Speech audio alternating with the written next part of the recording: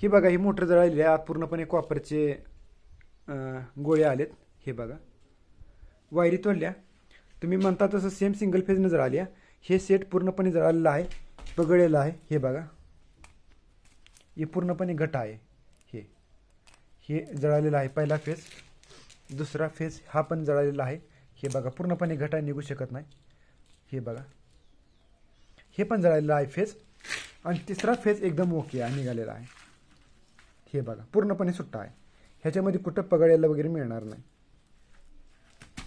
आणि आपली ही केबल, ही सामान आहे. तर मोटर जळलेली आहे, सिंगल फेजनं जळालेली आहे. स्वतः मोटर पण सांगते तसंच. एक कॉईल, हे पूर्णपणे सेट चांगला निघालेला आहे.